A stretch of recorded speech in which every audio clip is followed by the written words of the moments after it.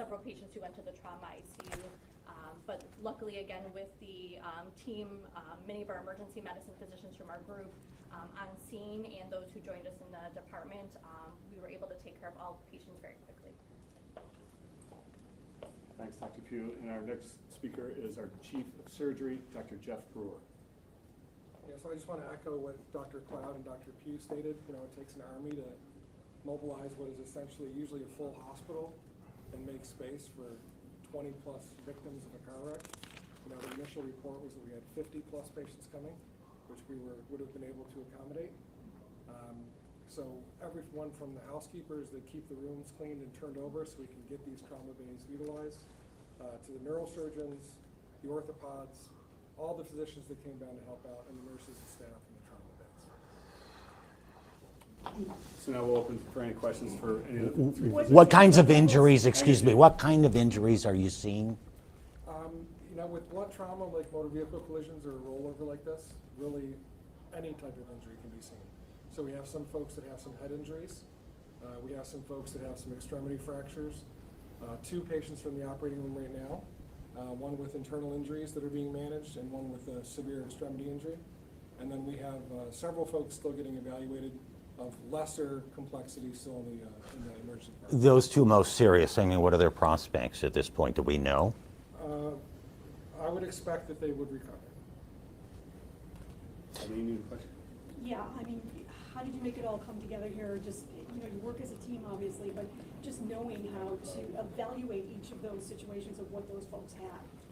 So we train for this. In fact, we just had a mass casualty drill in July, where we actually bring everyone together and actually run through the entire thing with patients and ambulances arriving.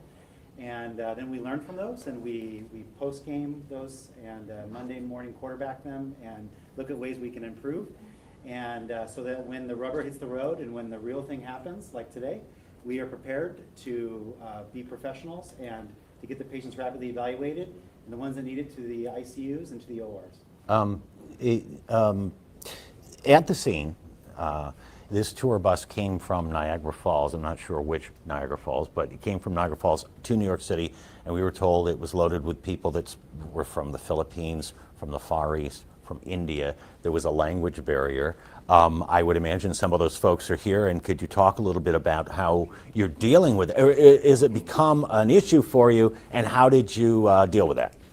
Many of the patients were bilingual, so they were able to provide some history in English. And then we also actually utilized all of our translation services through the entire hospital. We had brought down, so we had over 15 or 20 translation devices, actually more translation devices than patients arriving available. Sure. I know you train for this all the time. Have you ever had a mass casualty incident with this many patients at once? It's been a long time. Yeah, I Can you recall any others that here? Maybe not this many patients. Okay. You know, but on a microscopic scale, we do this every day, right? So any patient that comes in here from a car wreck or a gunshot or a fall, they're evaluated in the same way. So you're just multiplying that. And we use force multipliers by bringing all the assets we have in the hospital. Mm-hmm. So we bring all the residents down in surgery that are in the hospital that may be on other services. All the orthopedic physicians and their residents came down. So you just magnify and multiply what you have in the hospital. Good to know. Things that we do every day. Good to know. But the question was, have you ever had an incident with this many at once? I've been here 25 years, and sorry. I've been here 25 years. This is, and as Peter had mentioned, I'm also a member of the Department of Emergency Medicine. This is probably the most trauma patients we've had from one incident in my career here in Buffalo. Over 25 years. Over 25. Can you talk about the doctors that went out in the field to the scene? So we have, you go ahead and handle No, it. I can. Because it's from our department. So usually emergency medicine, we cover multiple different sites, including ECMC, but we're fortunate to have an EMS division, and that group works directly with our EMS staff, and they actually deploy themselves right onto the scene. So I believe we had 6 physicians from our group there helping with the triage of patients. So they're able to go directly to the bus, actually help the EMS crews decide how serious the patient's injuries are.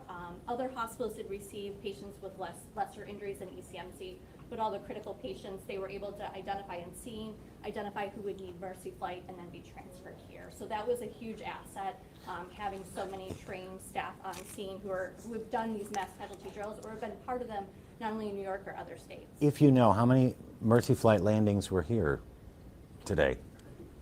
I believe we have 4. 4, yeah. Just to clarify the numbers real quick, 24 patients came into ECMC, 2 of them went to the operating room, the 2 others to trauma ICU, that's right? Okay. And the remainder are being evaluated. Yeah, so. we still have 20 that are currently in our department receiving active care. Do you know the breakdown, because I've heard that, some of course went to Strong as well, and like you said, there were other hospitals involved, so do you know the breakdown as far as, how many, like the percentages? I can't speak to the other hospitals. I know we did receive the majority of the patients from what I'm hearing from the physicians on the scene. Yeah.